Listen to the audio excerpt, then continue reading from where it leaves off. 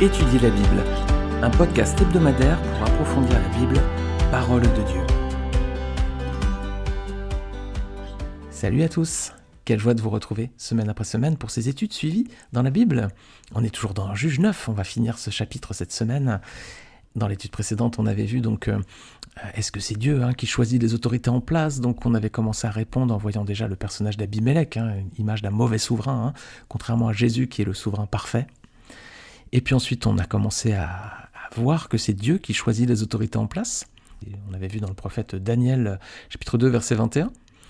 Et puis Jésus l'avait ensuite confirmé à Pilate, Jean 19, verset 10 à 11. Il lui avait dit « Tu n'auras aucun pouvoir sur moi s'il ne t'avait été donné d'en haut. » Alors donc c'est Dieu qui choisit les autorités, qui les établit et qui les renverse, nous avait dit Daniel. Alors pour autant, les amis, est-ce que Dieu approuve toutes les autorités que les hommes ont placées à leur tête?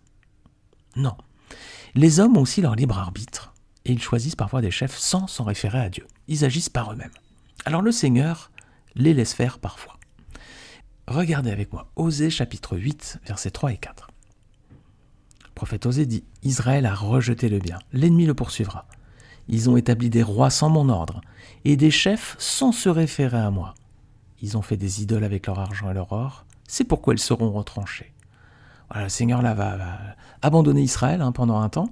Pourquoi? Parce qu'il dit « Israël a rejeté le bien, ils ont établi des rois sans mon ordre et des chefs sans se référer à moi. » Donc l'homme a aussi son libre arbitre, parfois il fait des choix. Alors le Seigneur parfois laisse faire, parfois non. Mais quoi qu'il en soit, les amis, vous avez vu, c'est toujours le Seigneur qui a le dernier mot. Ici, dans ce texte d'Osée, le Seigneur met fin à tout cela, en quelque sorte, il siffle la fin de récréation, si on pourrait dire. Voilà, le Seigneur met un terme à ses agissements. Ils avaient choisi des chefs sans se référer à lui, et le Seigneur va dire stop. Alors parfois le Seigneur laisse faire, et parfois aussi il s'interpose.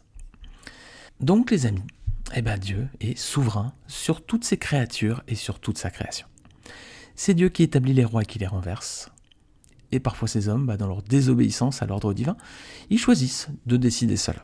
Alors le Seigneur, parfois, les laisse faire un temps pour leur montrer en fait où va conduire leur égarement.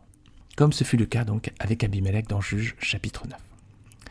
Alors nous les amis, comment on doit agir face aux autorités? Est-ce qu'on doit sortir les armes? Est-ce qu'on doit aller dans la rue? Est-ce qu'on doit se livrer à la révolte pour destituer ces autorités? Est-ce qu'on doit tout casser? Est-ce qu'on doit arracher des pavés et taper sur des CRS et puis je ne sais quoi d'autre, sortir les barres de fer et puis voilà, ça dégénère en guerre civile? Est-ce que nous, chrétiens, on doit faire ça? Eh bien, regardez quelle doit être, les amis, notre attitude. Tout d'abord, Romains 13, verset 1. Paul dit que toute personne soit soumise aux autorités supérieures, car il n'y a point d'autorité qui ne vienne de Dieu, et les autorités qui existent ont été instituées de Dieu. Alors deux choses ici, il n'y a pas d'autorité qui ne viennent pas de Dieu, toutes les autorités qui existent ont été instituées de Dieu, c'est ce qu'on a vu juste un petit peu plus haut. Et le deuxième point important de ce passage, c'est que toute personne doit être soumise aux autorités supérieures. Pourquoi les amis? C'est injuste parfois, ce qu'on voit dans la tête des États, etc. Oui, mais Dieu a laissé faire. Si Dieu laisse faire, c'est qu'il a un plan. Alors, Dieu ne nous demande pas de descendre dans la rue et de faire la rébellion et de sortir les armes.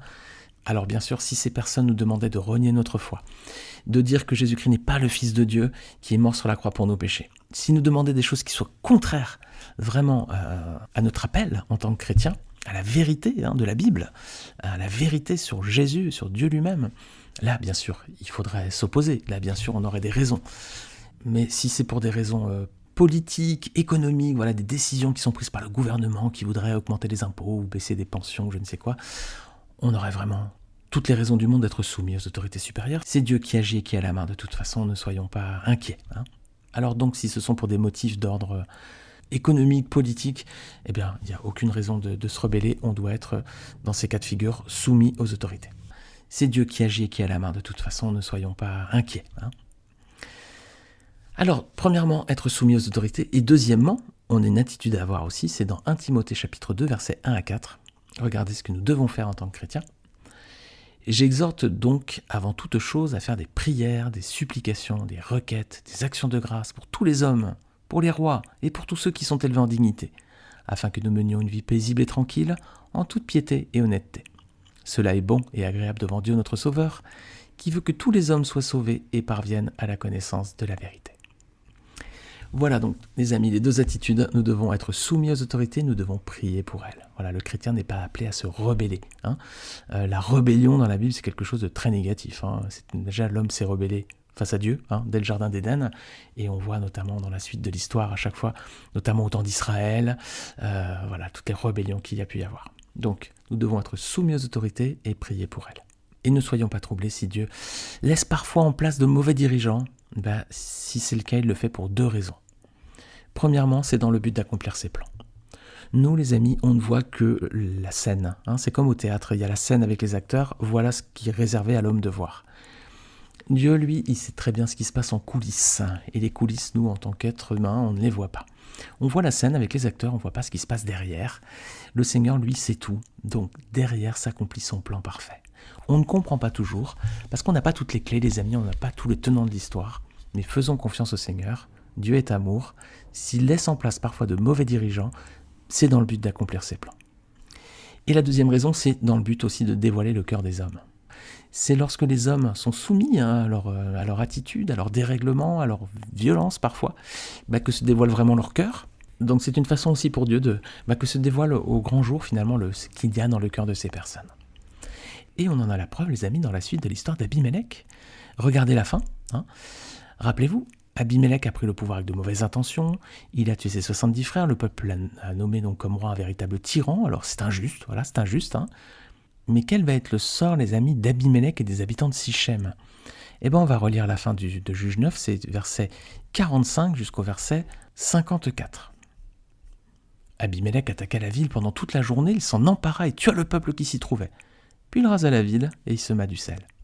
À cette nouvelle, tous les habitants de la tour de Sichem se rendirent dans la forteresse de la maison du dieu Bérite. On avertit Abimélec que tous les habitants de la tour de Sichem s'y étaient rassemblés. Alors Abimélec monta sur la montagne de Tsalmon, lui et tout le peuple qui était avec lui. Il prit en main une hache, coupa une branche d'arbre, l'enleva et la mit sur son épaule. Ensuite il dit au peuple qui était avec lui, « Vous avez vu ce que j'ai fait ? Hâtez-vous de faire comme moi. » Et ils coupèrent chacun une branche et suivirent Abimélec. Ils placèrent les branches contre la forteresse et l'incendièrent avec ceux qui y étaient. Ainsi périrent tous les gens de la tour de Sichem, au nombre d'environ 1000 hommes et femmes. Alors je m'arrête déjà au verset 49. Donc c'est quoi le sort des habitants de Sichem ? Allez hop, la ville est rasée et ils sont tous tués. Voilà, ils finissent brûlés pour la plupart. Et Abimélec, comment il finit ? C'est les versets d'après. Regardez, verset 50. Abimélec marcha contre Thébets, il assiégea Thébets et s'en empara. Il y avait au milieu de la ville une forte tour où se réfugièrent tous les habitants de la ville, hommes et femmes. Ils s'y enfermèrent et montèrent sur le toit de la tour. Abimélec parvint jusqu'à la tour, il l'attaqua et s'approcha de la porte pour y mettre le feu. Alors une femme lança sur la tête d'Abimélec un morceau de meule de moulin et lui brisa le crâne. Aussitôt il appela le jeune homme qui portait ses armes et lui dit « Tire ton épée et donne-moi la mort, de peur qu'on ne dise de moi, c'est une femme qui l'a tué. » Le jeune homme le perça et il mourut. Voilà les amis, comment il finit lui Abimélec ? Dans la gloire d'un roi d'Israël ? Non, il est tué à son tour. Alors en plus pour lui, la honte suprême, il a été tué par une femme. Waouh.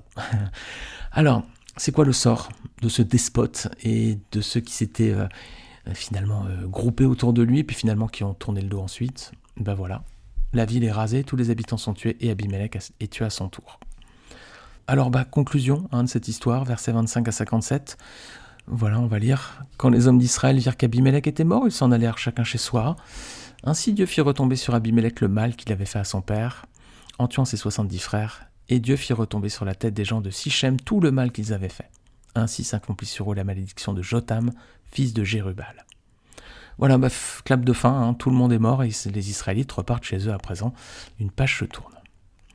Alors, on voit aussi une chose, c'est que l'avertissement de Jotam, en haut du mont Garizim, c'était bien une prophétie, c'était une prophétie. C'est ce que l'on vient de voir, ainsi s'accomplit sur eux la malédiction de Jotam, fils de Jérubal. Regardez ce qu'il avait dit Jotam, Juge 9, versets 19 à 20.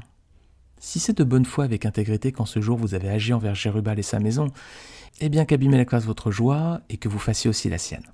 Sinon qu'un feu sorte d'Abimélec et dévore les habitants de Sichem et la maison de Milo, et qu'un feu sorte des habitants de Sichem et de la maison de Milo et dévore Abimélec. » Triste fin les amis, oui, triste fin, c'était une prophétie finalement. Quelle triste fin de cette histoire. Alors oui, Jésus a annoncé le sort de ceux qui se livrent à la violence. Jésus l'a dit, voilà, ceux qui vivent ainsi, voilà comment ils finiront. Regardez Matthieu 26, verset 52.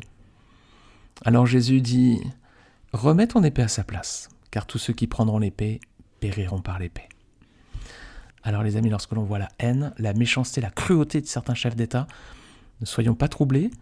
Le Seigneur a le contrôle, il aura le dernier mot et il rendra à chacun selon ses œuvres. Alors on conclut ce chapitre 9 les amis, bilan. Cette parenthèse dans l'histoire d'Israël, tout le monde est mort, une page se tourne. Et à présent, ce sont des juges qui vont de nouveau se lever pour délivrer le peuple. Et c'est ce qu'on va voir dans la nouvelle étude la semaine prochaine. Voilà les amis, c'est une joie de faire ces études avec vous, c'est une joie de les préparer, c'est une joie de les enregistrer, c'est une joie de vous les diffuser ensuite.